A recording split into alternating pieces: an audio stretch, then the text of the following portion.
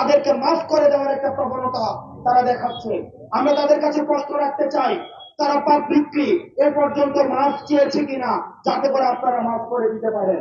এবং আপনাদের এই ম্যান্ডেট আছে কিনা আমাদের শিক্ষার্থীদেরকে তারা 3 ফুট জায়গার বিনিময়ে আমাদের মেরুদণ্ডে বিক্রি করে দিয়ে তারা আমাদেরকে রাজনৈতিক প্রোগ্রামের সাবাদাস করেছে, আমাদেরকে দাসখত বানিয়ে তারা আমাদেরকে ক্যাম্পাসগুলোতে ছাত্রলীগের, আওয়ামী লীগের আমাদের প্রোগ্রামগুলোকে বাস্তবায়ন করেছে। সুতরাং তাদের সম্পর্কে আমাদের সিদ্ধান্ত নিতে হবে। আমরা বলতে চাই, বিশ্ববিদ্যালয়ের একটি শিক্ষার্থীদের গণতান্ত্রিক যে অধিকার, মত প্রকাশের স্বাধীনতা গত 16 বছর ধরে ছাত্রলীগ হরণ করেছে। আমরা চাই এটি তাদের বিরুদ্ধে প্রথম চার্জশিট আকারে আমাদেরকে মামলা করতে হবে।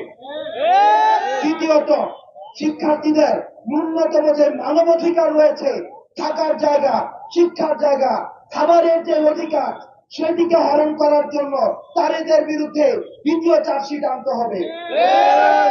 শিক্ষার্থীদেরকে প্রতিনিয়ত শিবির সন্দেহে ক্যাম্পাসে, হলে, ডিপার্টমেন্টে যে ধরনের নির্যাতন করা হয়েছে, তাদেরকে এই রাজনৈতিক নির্যাতনের বিরুদ্ধে তাদের বিরুদ্ধে তৃতীয় চার্জশিট। কিছু শিক্ষক তারা ছিল পার্ট টাইম শিক্ষক এবং ফুল টাইম রাজনীতিবিদ।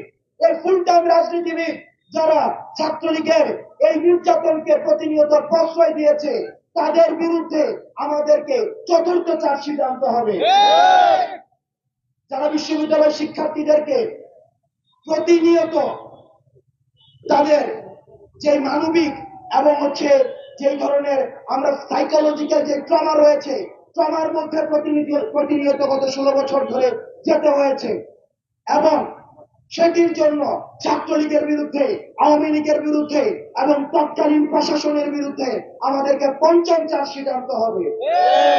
এবং সেটির যখন সুষ্ঠু বিচার নিশ্চিত হবে, ছাত্রলীগ এবং আওয়ামী লীগের যখন সুষ্ঠু বিচার নিশ্চিত হবে, তখন ছাত্র নাগরিক সিদ্ধান্ত নিবে তারা আর এই বাংলাদেশে পুনর্বাসিত হবে কি হবে না। আমাদের জানা মতো আমরা দেখেছি, আমরা জার্মানিতে নাৎসি দলের কোন ধরনের রাজনৈতিক কোন অধিকার নেই।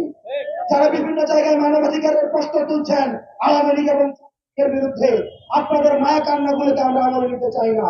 সুতরাং আগে ছাত্রলীগের, আওয়ামী লীগের বিচার নিশ্চিত হবে, তার পরবর্তীতে আমাদের অন্য কিছু সিদ্ধান্ত। বাংলাদেশ চিরজীবী হোক, ইনকিলাব জিন্দাবাদ।